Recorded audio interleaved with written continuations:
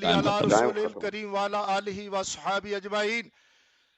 محترم معزز سامعین و ناظرین، آپ متوجہ ہوں اور دیکھیں اس حسن اللہ یاری کی چالاکیاں۔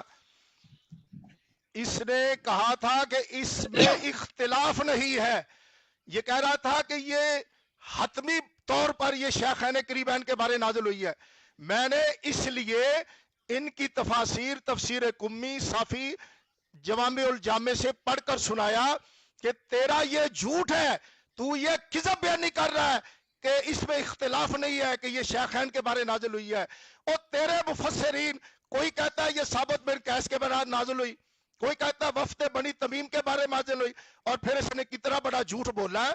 کہتا ہے جی کہ میں نے وہ تفسیر کمی میں الفاظ اپنی طرف سے داخل کیا، لعنت اللہ علی الکاذبین لا حول ولا قوت الا باللہ العلی العظیم۔ میں نے ساری عبارت پڑھ کر سنائی، دوبارہ پڑھ کر سنا دوں۔ میں نے یہ نہیں کہا کہ یہ الفاظ تفسیر کے ہیں، الفاظ پڑھ کر میں نے اس کا ترجمہ کر کے میں نے یہ بات کہی ہے کہ آپ کے مفسر نے اس میں شیخین کا ذکر نہیں کیا، شیخین کا نام نہیں لیا۔ میں نے تو یہ بات کہی ہے اور آپ نے میرے ذمہ جھوٹ لگا دیا۔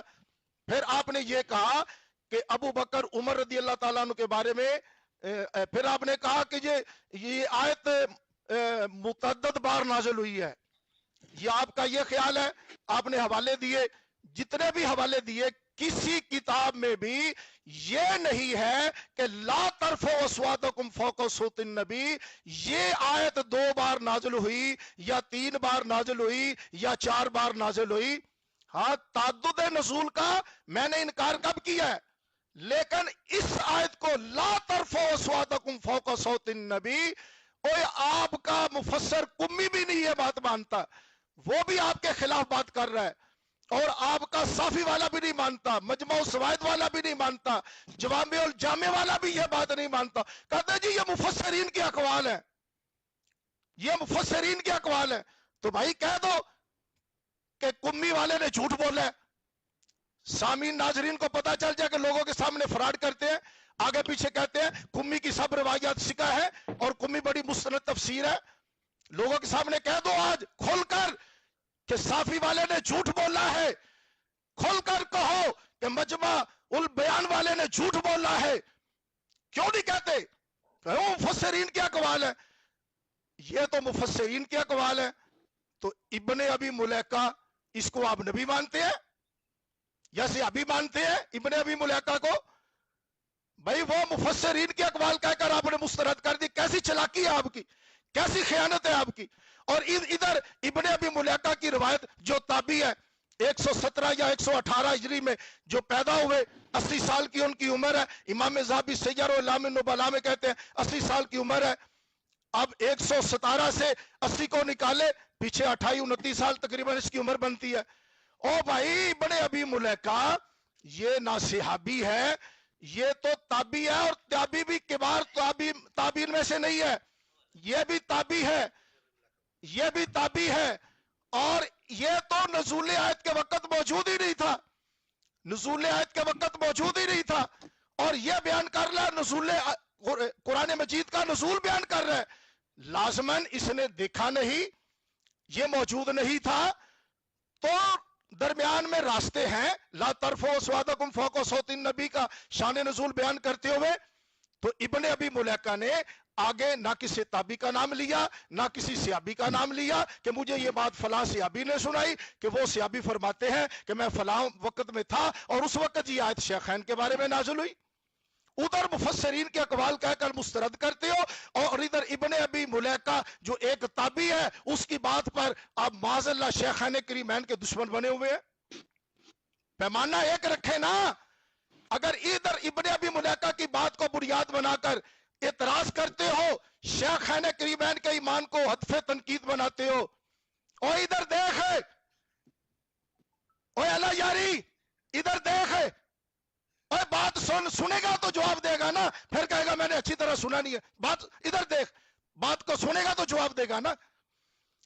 پھر اس نے کہا یہ آیت متعدد بار نازل ہوئی ہے، اور میرے بھائی مجھے حوالہ تو دے، کس نے کہا ہے کہ یہ آیت 2 بار نازل ہوئی ہے یا 3 بار نازل ہوئی ہے؟ اچھا اس پر کوئی ایک حدیث مرفوع سنا دے مجھے کہ نبی پاک علیہ السلام نے فرمایا ہو کہ یہ آیت 2 بار نازل ہوئی ہے، یا کسی صحابی نے فرمایا ہو کہ یہ آیت 2 بار نازل ہوئی ہے. کہتا جی وہ مسلم میں ہے، کہ مسلم شریف میں یہ حدیث ہے. بھائی اس میں کیا ہے کہ یہ آیت 2 بار نازل ہوئی ہے؟ وہ تیرا استدلال ہے جی کہ سعد بن معاذ رضی اللہ عنہ کا وصال کیونکہ 5 ہجری کو ہوا ہے، اور نبی پاک علیہ السلام نے حضرت سعد بن معاذ کو فرمایا تھا کہ اے معاذ ثابت بن قیس کیوں نہیں آتا؟ تو سعد بن معاذ گئے اور انہوں نے جا کے حضور علیہ السلام کا پیغام دیا کہ بھی تو اہل جنت سے ہے. تو اس سے تیرا استدلال کرنا کہ یہ آیت 2 بار نازل ہوئی ہے.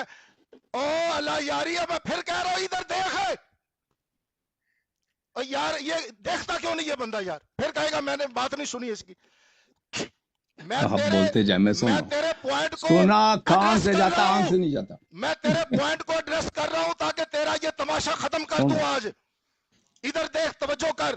محترم سامعین، ناظرین، عوام الناس، علماء، سبھی سننے والے توجہ کریں کہ یہ شخص کیسے فراڈ کرتا ہے.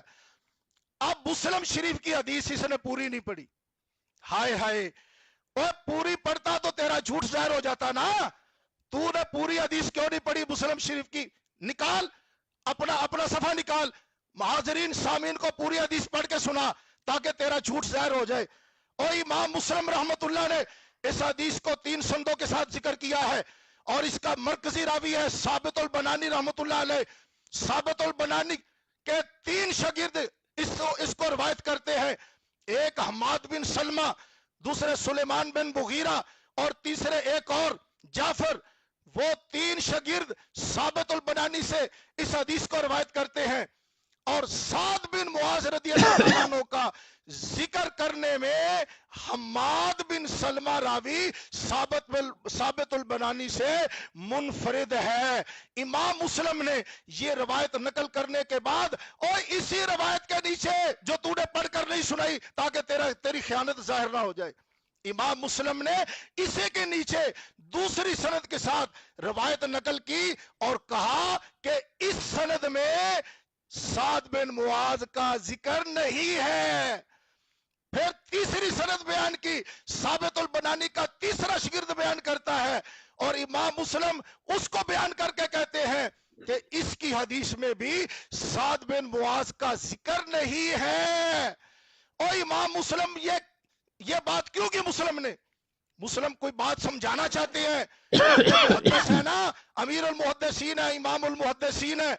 وہ تیری طرح جاہل نہیں تھے، اور تجھے آج چاہیے تھا کہ قوم سے کوئی مفتی بلا کر اپنے پاس بٹھا لیتا تاکہ تجھے اصول حدیث سکھا دیتا. امام مسلم رحمت اللہ علیہ سمجھانا چاہتے ہیں کہ بھائی حماد بن سلمہ نے سعد بن معاذ کا ذکر کیا، لیکن اس کے 2 ساتھی ثابت البنانی کے 2 شاگرد سعد بن معاذ کا ذکر نہیں کرتے، اور سعد بن معاذ کا ذکر کرنے میں حماد بن سلمہ منفرد ہے، اس کا مطابع کوئی نہیں، جبکہ سلیمان بن جعفر کا اسی حدیث میں مطابع موجود ہے. اور امام مسلم یہ سمجھانا چاہتے ہیں کہ اس روایت میں سعد بن معاذ کا ذکر محفوظ نہیں ہے.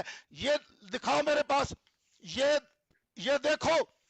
امام علامہ ابن کثیر رحمت اللہ علیہ انہوں نے اسی حدیث پر گفتگو کرتے ہوئے امام پکڑنا یا ذرا